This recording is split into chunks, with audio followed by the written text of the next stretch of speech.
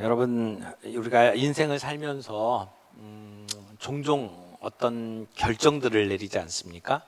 선택을 하고 결단을 내릴 때가 있어요. 그래서 어떤 지역을 떠나기도 하고 새로운 환경에 들어가기도 하고 또 새로운 직장에서 일을 하기도 합니다. 그것을 보면 우리의 삶은 선택의 연속이고 또 떠남과 만남의 연속이라고 하는 것을 알 수가 있죠. 그런데 우리가 어떤 결정을 내릴 때에는 두려움이 우리를 사로잡을 때가 있습니다. 내가 하는 선택이 옳은 것일까? 내 앞에 어떤 일들이 벌어질까? 우리가 이것을 떠나서 새로운 일들을 만날 때에 과연 우리의 미래는 어떤 것일까? 이런 생각들이 우리의 마음을 붙잡게 되고 그래서 두려움에 사로잡힐 때가 많이 있습니다. 오늘 우리가 살아가야 될 우리의 삶은 어떤 모습이어야 하고 또 우리의 미래를 우리는 어떻게 만나야 되는지 오늘 이 창세기 12장의 말씀을 통해서 저희들이 함께 살펴볼 수 있기를 바랍니다. 창세기를 통으로 보면 크게 둘로 나눌 수가 있거든요. 1장부터 11장까지의 사건과 12장부터 이어지는 50장까지의 사건들로 구분될 수 있어요. 그러니까 11장까지의 사건은 온 인류의 역사, 우리 모든 세상의 역사 이렇게 말할 수 있고요. 12장부터 이어지는 역사는 하나님의 구원의 역사, 우리가 줄여서 구속사라고 이야기를 하는 내용이 나옵니다. 그래서 아브라함, 그 다음에 이삭, 야곱 이렇게 이어지는 족장들의 이야기거든요. 우리는 그것을 이제 아브라함으로부터 시작해서 이스라엘로 이어지는 하나님의 구원의 역사라고 이야기를 합니다. 그런데 11장까지의 사건은 이제 우리가 지난주에 바벨탑 사건 함께 말씀을 나눴잖아요. 그리고 사람들을 흩으시는 이야기가 나옵니다. 그리고 이어서 족보가 나와요. 노아의 자손들 가운데 세 자녀 이야기가 나오잖아요. 그런데 그 가운데 셈의 족보를 이야기를 해요. 그리고 셈의 족보가 어디까지 이어지냐면 데라까지 이어집니다. 그리고 오늘 12장에는 아브라함으로 이야기가 전개가 됩니다. 그러니까 하나님께서는 인간의 제국을 짓고 사람의 이름을 내려고 했던 이 바벨을 무너뜨리시고 흩으시고 그리고 하나님은 이 죄악에 빠진 인간들을 구원하기 위해서 하나님의 나라를 세우시는 건데 하나님의 나라는 인간이 세웠던 거대한 제국이 아니라 보잘것없는 평범한 한 사람을 선택해 내시면서 시작되는 역사, 하나님 나라의 역사가 12장부터 이어지게 되는 것을 봅니다. 인간들은 하나님을 끊임없이 대적하고 그리고 하나님께 도전합니다. 그래서 에덴 동산의 선악과 사건, 그 다음에 노아의 홍수 사건이 이어지고 그리고 바벨탑 사건까지 우리가 보지 않았습니까? 결국은 우리의 이름을 드러내자 하나님을 반역하고 나를 드러내기 위한 의도가 그 바벨탑 사건에서 분명하게 드러났고 그런 인간의 반역에 대해서 하나님은 심판하시고 그들을 흩으셨습니다. 그런데 그렇게 흩어져서 죄짓고 죽는 것으로 우리의 인류 역사가 끝나기를 원하시지 않으시고 하나님께서는 새로운 출발을 원하셨어요. 노아를 통해서 새로운 출발을 원하셨던 하나님께서 지금 이 모든 인류를 흩으시고 난 다음에 그 속에서도 구원의 길을 열어 가시는 거죠. 그것이 아브라함을 불러내시는 것입니다. 우리 창세기 1장 말씀을 좀 볼까요? 1장 여호와께서 아브라함에게 이르시되 너는 너의 고향과 친척과 아버지의 집을 떠나 내가 내게 보여줄 땅으로 가라. 이 아브라함의 등장이 1절에 나타납니다. 이 아브라함의 등장은 전적인 변화, 패러다임 시프트가 일어나는 변화를 이야기합니다. 어떻게 보면 죄로 인해 죽을 수밖에 없는 세상편에서 보게 되면 아브라함의 등장은 복음입니다. 그런데 하나님께서 그런 아브라함을 불러내심으로 하나님의 놀라운 역사를 일으키시는 모습들을 오늘 우리가 보게 되는데, 여기에서 중요한 영적 진리 세 가지를 정리를 하겠습니다. 첫 번째는 우리 아브라함을 불러내시는 하나님의 모습을 보게 됩니다. 아브라함은 믿음의 조상이고, 그리고 이스라엘 백성들이 자랑스럽게 여기는 인물입니다. 그런데 아브라함이 처음부터 믿음의 사람은 아니었습니다. 아브라함은 아주 매우 평범한 보통의 사람이었어요. 창세기를 기록하고 있는 저자가 아브라함을 구원해낼 때에 아브라함은 이렇게 특별한 사람이다, 이런 대단한 사람이다라고 소개하지 않아요. 아브라함이 했던 일, 그 사람의 인간 됨됨이에 대해서 한마디 말이 없습니다. 그 얘기는 하나님께서 부르시는 그 부르심은 전적으로 하나님의 은혜다, 하나님의 선택이다라고 하는 걸 보여주는 겁니다. 아브라함이 우리보다 더 나아서 다른 사람보다 더 거룩해서 부른 게 아니라는 거죠. 오히려 아브라함의 아버지 데라는 갈대아 우르에서 우상을 섬기던 사람이었어요.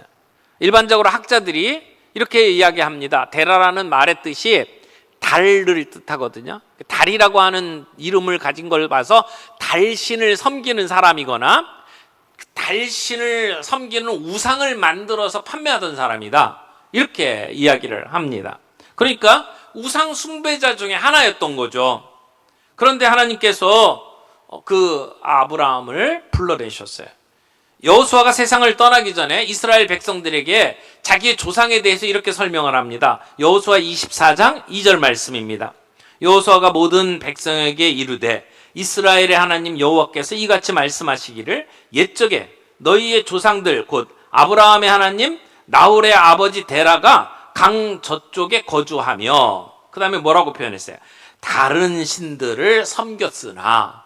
그러니까 다른 신들을 섬겼던 그 데라의 가족들이었다라고 이야기하고, 하나님은 그런 아브라함을 불러내셨다고 설명을 하고 있습니다. 이들이 살고 있던 데가 갈대아 우르입니다.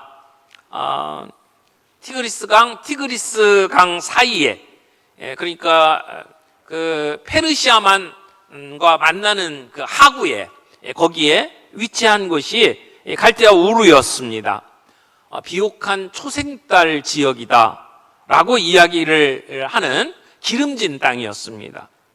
그런데 그곳이 이제 메소포타미아 문명의 발원지다, 이렇게 이야기를 하는 곳이 아닙니까? 우리가 지난주에 얘기했던 그 바벨탑의 그 모습을 지금 아직도 다른 형태로 우리가 유적을 발견할 수 있다, 지구라트라고 하는 그 유적들을 발견할 수 있다라고 얘기를 했는데, 그것이 발견되는 지역이 바로 그 자리입니다. 그러니까 아주 비옥한 곳이고 잘 살 수 있는 곳입니다. 그런데 그곳은 우상 숭배로 가득 찬 땅이었습니다. 그런데 하나님께서는 아브라함과 그의 가족들에게 그 갈대아 우르를 떠나라라고 말씀을 하는 겁니다. 내 본토 친척 아비집을 떠나라라고 하는 얘기는 가까운 모든 친척을 끊어내라라고 하는 얘기가 아니에요. 사실은 우리가 신앙생활 할 수 없도록 만드는 복잡한 우리의 환경, 전통, 거기에 있으면 우상을 섬기면서 살아갈 수밖에 없어요. 그런 땅을 떠나라고 하는 것입니다. 물론 그 땅에 있을 때 우리는 안전합니다. 그 땅에 있을 때 우리는 내 생명의 보장을 받습니다. 그 당시는 이 고대 도시국가 시대예요. 그러니까 뭐 큰 대제국이 있던 게 아니고 이렇게 하나의 성이 하나의 나라처럼 되어 있던 땅 그 모습들이란 말이에요. 근데 나를 아는 사람들, 내 부족들, 내 친척들이 있는 곳에는 똘똘 뭉쳐서 우리를 지켜줄 수가 있어요. 근데 하나님께서는 그 땅을 떠나서 내가 너에게 지시할 땅으로 가라고 명령을 하시는 거예요. 그 명령 앞에 순종하는 것 그렇게 쉬운 게 아닙니다. 왜냐하면 나를 보호해 줄 수 있는 근거를 내려놓는 거잖아요. 내가 여기 있으면 편안해요. 안전해요. 그런데 내가 다른 도시로 가게 되면 거기 아는 사람이 없어요. 뭐 나를 의탁할 수 있는 어떤 끈이 없어요. 그리고 심지어 하나님께서는 지명을 이렇게 정해준 것도 아니에요. 내가 너에게 지시할 땅으로 내가 인도해 줄 테니까 그곳으로 가라고 말씀하시는 거잖아요. 그런 상황에서 내 안전지대, 내가 의지할 수 있었던 거 내려놓고 그리고 모험을 떠나라고 하나님께서는 말씀을 하는 겁니다. 여기에는 많은 제약들이 있었을 거예요.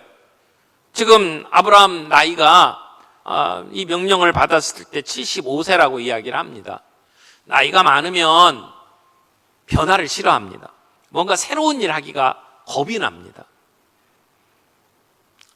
그런데 지금 모험을 하라는 거잖아요. 완전히 인생에 새로운 모험을 시작하라고 말씀을 하는 겁니다. 그런 말씀 앞에 사람들이 순종하는 것 절대 쉬운 것이 아닙니다. 그런데 하나님은 지금까지 그의 삶을 얽어매는 그 우상의 영향력에서 그를 빼내기를 원하시는 겁니다.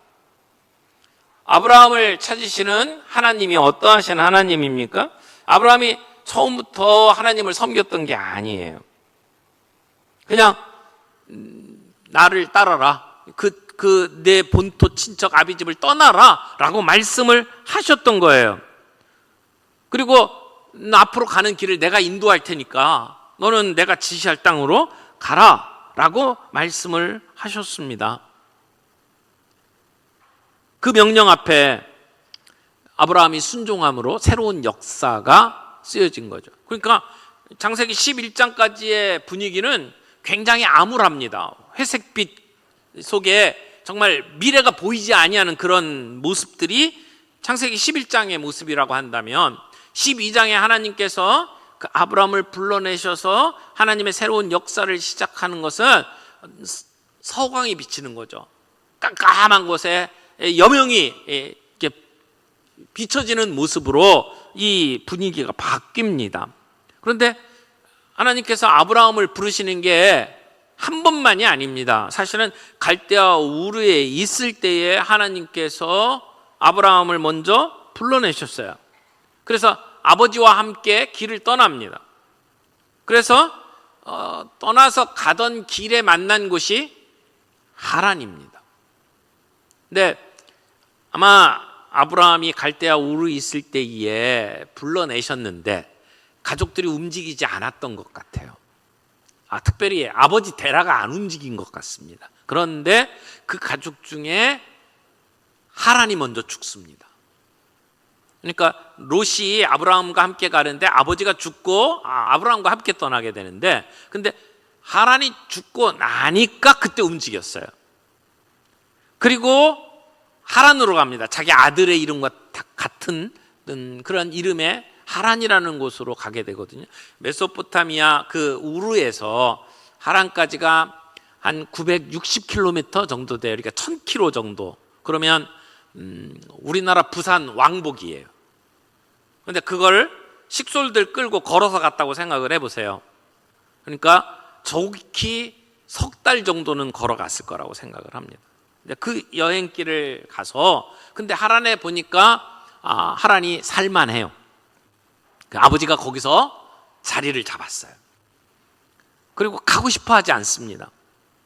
계속해서 하나님이 인도하시는 곳으로 가야 되는데 여기가 좋사오니 그리고 거기에서 그냥 머물게 됩니다.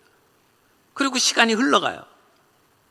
근데 하나님께서 그런 가운데 아브라함에게 다시 찾아오시는 겁니다. 여러분, 아브라함이 믿음의 사람이고 그래서 민족의 시조라고 이야기를 하는데 그의 믿음이 어떻습니까? 믿었다고 바로 간 게 아니에요. 순종했어요. 근데 가다 보니까 여기가 훨씬 좋겠다라고 생각을 하고 여기 정도면 만족한 거예요. 그리고 그래서 머물러 허송세월을 합니다. 근데 하나님은 다시 찾아오셔요. 그리고 그를 불러내십니다. 여러분, 순종하지 못하는데 다시 불러내시는 하나님. 하나님은 우리가 비록 하나님의 뜻을 어기고 그리고 내 뜻에 따라서 살아가고 그저 여기가 좋사오니 생각하고 머물러 있을 때에도 다시 찾아오셔서 우리를 부르시는 하나님이십니다. 우리가 예수 처음 만났을 때 기쁨과 감격이 있잖아요. 그래서 주님 뜻대로 살기로 했는데 눈물 콧물 흘리면서 헌신했던 적이 있어요. 그런데 신앙생활을 하다 보니까 우리의 그 헌신 어디론가 사라져버리고 그냥 주어진 삶들, 그냥 피곤한 삶을 살아가면서 변함없이 그냥 머물러 있는 우리의 모습들 많지 않습니까? 그러나 하나님은 우리를 그냥 내버려 두지 않으시고 다시 찾아오셔서 다시 불러주시는 하나님이십니다. 하나님은 택하신 자를 중간에 멈추지 않습니다. 다시 주저앉아도 다시 끝끝내 찾아가시고 불러내주시는 하나님. 어떤 분이 하나님을 이렇게 표현했더라고요. 천국의 사냥개. 하나님을 사냥개라고 표현을 하니까 좀 외람된 것 같은데, 사냥개가 목표 한번 잡으면 놓치지 않잖아요. 끝까지 쫓아가잖아요. 하나님께서 우리를 구원하시기로 작정하셨고 우리를 부르실 때에는 때때로 우리가 하나님을 거부하고 내 생각대로 갈지라도 하나님은 끝끝내 찾아내시고야 마시는 하나님, 그런 하나님이라는 것을 그렇게 표현하셨더라고요. 내가 똑똑하고 능력이 있어서가 아니라 나는 하나님을 버리고 하나님 외면하고 살려고 했는데 하나님이 끝까지 추적하시고 나를 찾아내시고 다시 우리를 부르시는 하나님이시라는 것을 표현하는 말이에요. 여러분, 우리의 삶을 한번 돌아보세요. 그렇지 않습니까? 하나님이 우리를 부르셨어요. 우리는 넘어지고 쓰러졌어요. 때로는 잊어버렸어요. 근데 하나님 계속해서 찾아오시잖아요. 그리고 다시 불러주시잖아요. 우리를 놓치지 않으시는 하나님, 다시 불러주시는 그 하나님.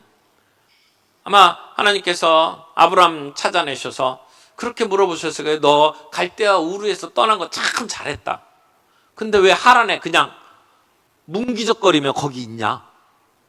다시 가라. 다시 가라. 떠나라. 여러분, 우리가 편안하게 느끼고 여기면 괜찮다고 생각했던 그 컴포트 존, 안전지대, 거기서 이젠 떠나셔야 합니다. 하나님 우리를 부르십니다. 떠나라. 내가 내게 지시할 땅으로 가라고 말씀을 하십니다. 하나님이 말씀하시는 그 땅을 얻으려면 내가 지금 누리고 있는 땅을 포기해야 합니다. 내 안전지대, 내 고향 땅. 우상 숭배하면서 그 하나님 섬기는 것을 방해하는 우리의 삶의 영역에서 우리는 포기하고 떠나가야 합니다. 그런 면에 있어서 우리의 신앙은 모험이라고 말할 수 있어요. 여러분, 우리 안에도 이 모험이 계속되기를 바랍니다. 이 모험이 우리의 인생을 바꿔놓기를 소원합니다. 그것이 하나님과 동행하는 모험입니다.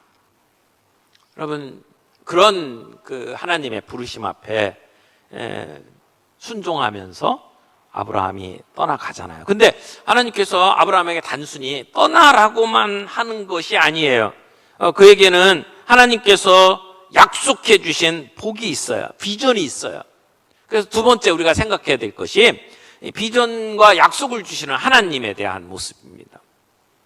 우리 아까 어린이 설교를 하면서도 하나님께서 아브라함에게 구원의 복을 주셨다라고 이야기를 했죠.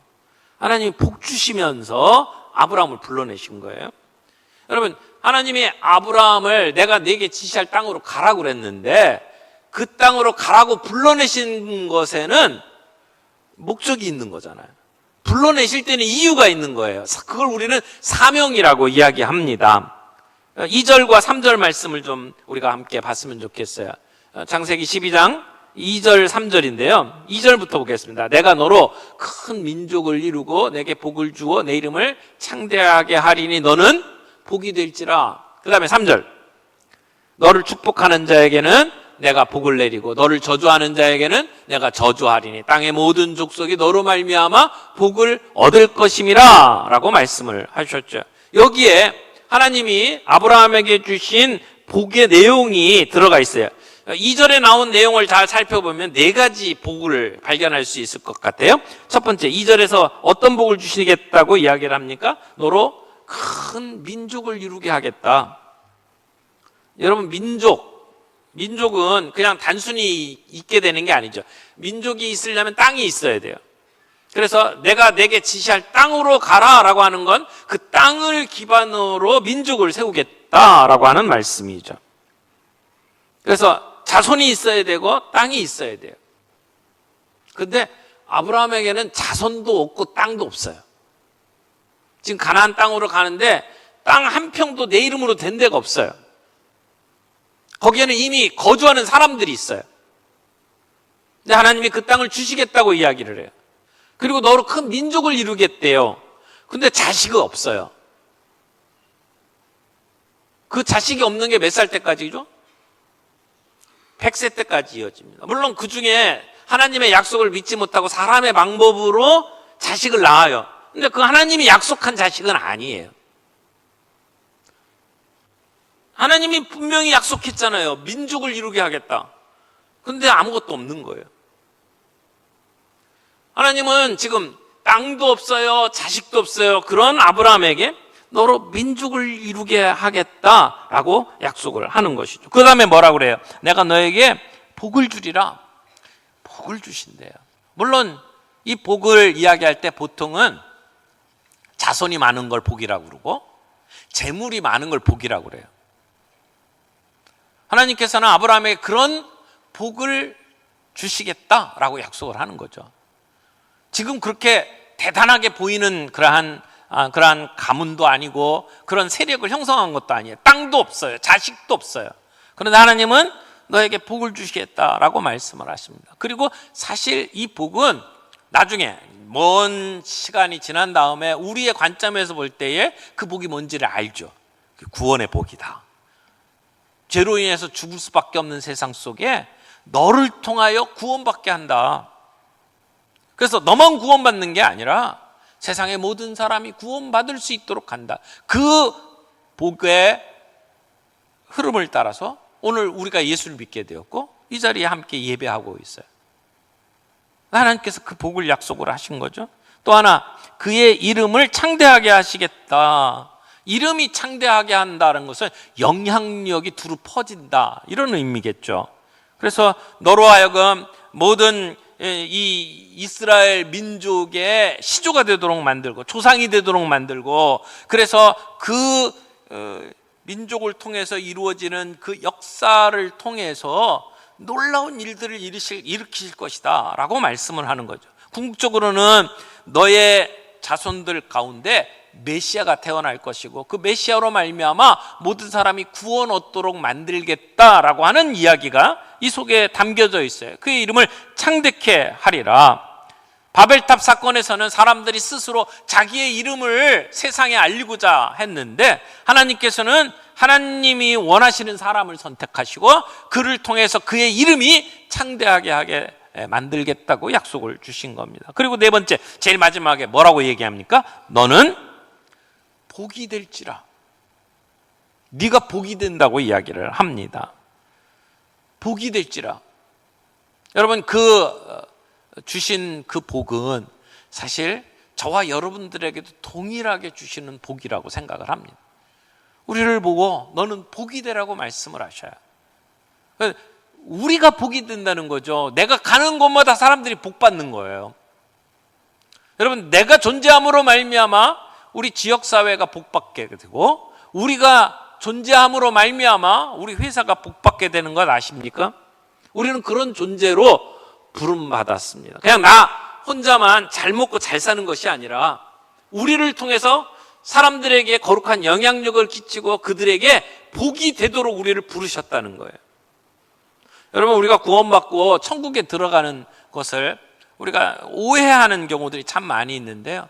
제가 얼마 전에 그 종교개혁 시대에 어떤 화가가 그린 그림을 봤어요.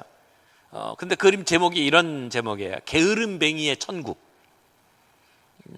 많은 사람들이 천국 가면 아무것도 안 하고 놀고 먹고 이렇게 즐기는 것이라고 오해를 합니다. 그런 관점에서 천국 가가지고 그냥 아무것도 안 하고 빈둥빈둥 놀고 먹고 마시고 누워가지고 아무것도 안 하는 게으름뱅이 같은 그런 모습으로, 사람들이 이렇게 누워있는 모습으로 천국을 그렸어요. 여러분, 정말 천국이 그럴까요? 하나님이 우리를 부르셨을 때에 우리가 복받고 그냥 편하게 그렇게 즐기면서 누워있으면서 그냥 골프만 치면서 그렇게 세월을 보내는 것이 그게 복이라고 이야기를 할까요? 저는 그거 아니라고 생각을 합니다. 우리가 복이 되면 우리는 그 복을 나눠줘야 합니다. 이스라엘이 복받은 이유는 복의 근원이 되기 위해서예요. 하나님께서 아브라함에게 복이 되도록 만드신 것은 그가 가는 곳마다 사람들에게 복을 나눠주도록 하기 위해서라는 것을 우리는 잊지 말아야 합니다. 그래서 땅의 모든 족속이 너로 말미암아 복을 얻게 될 것이다. 그것은 오늘 우리에게도 동일한 이야기예요. 우리가 복이 되어서 우리가 사는 우리 삶의 현장 속에서 우리를 통해서 다른 사람들에게 복이 전파되도록 만들었다고 하는 것을 우리는 기억할 필요가 있다는 것이죠. 마지막으로 세 번째, 우리가 하나님의 모습을 보았어요.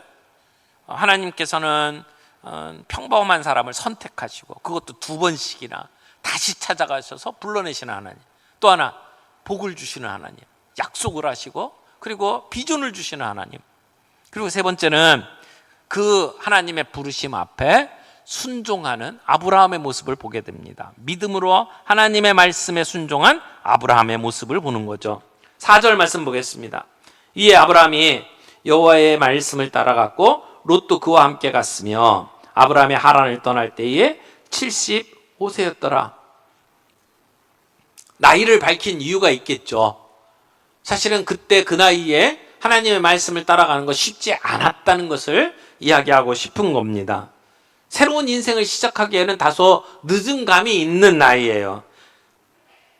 새로운 도전을 하기에 너무 나이가 많다라고도 생각할 수 있습니다. 그러나 하나님께서 하나님의 역사를 일으키시는 데는 나이가 문제가 아닙니다. 우리의 재정이나 우리의 건강이나 우리의 어떤 상황이 문제가 되지 않습니다. 하나님은 하나님의 일을 하실 수 있는 분이잖아요. 아브라함은 75세에 하나님의 부름을 받고 순종할 수 있었어요. 근데 그게 순종할 수 있었던 것은 하나님께서 그의 마음속에 하나님을 향한 믿음을 주셨기 때문이죠. 하나님께서 일하시는 것이 똑똑하고 능력 있는 사람들만 통해서 일하는 게 아니에요. 물론 하나님께서는 우리의 재능을 따라 우리에게 역할들을 맡겨주시기도 합니다만은, 그러나 그 재능과 능력으로만 일하는 게 아니라 하나님은 우리를, 부족한 우리를 채우시고 그래서 훈련시키고 그리고 은혜로 우리들을 사용해 주십니다. 그게 하나님의 방식이에요. 아브라함, 그런 평범한 사람이었고 그리고 우상 숭배자였지만 하나님은 그를 불러내시고 그를 훈련시키십니다. 그를 계속해서 하나님의 사람으로 다듬어 가십니다. 그러면 아브라함이 처음에 하나님을 향한 믿음과 나중에 이삭을 하나님 앞에 바칠 수 있었던 믿음 사이에는 계속해서 하나님이 다듬어 가시는 과정이 있어요. 그를 든든하게 세워가는 과정이 있는 거죠. 어느 날 갑자기 예수 믿었다고 우리의 믿음이 완벽하게 세워지는 게 아니란 말이죠. 오늘 우리들의 삶 속에서 하나님께서 너의 고향, 친척, 아비집을 떠나라. 그리고 내가 내게 지시할 땅으로 가라. 그리고 내가 너에게 복을 주겠다. 너는 복이 되라. 그래서 만민에게 복을 나누어 주는 사명자로 살아가라. 하나님께서도 우리에게 동일하게 명령하시고 약속하신다고 믿습니다. 그 하나님의 부르심 앞에 오늘 우리가 함께 응답할 수 있기를 바랍니다. 2번째, 3번째 우리에게 찾아오셔서 우리에게 명령하시는 그 하나님의 부르심 앞에 우리가 함께 응답할 수 있기를 바랍니다. 그래서 아브라함은 결국 가나안 땅에 들어갑니다. 그리고 그곳에서 예배를 드리죠.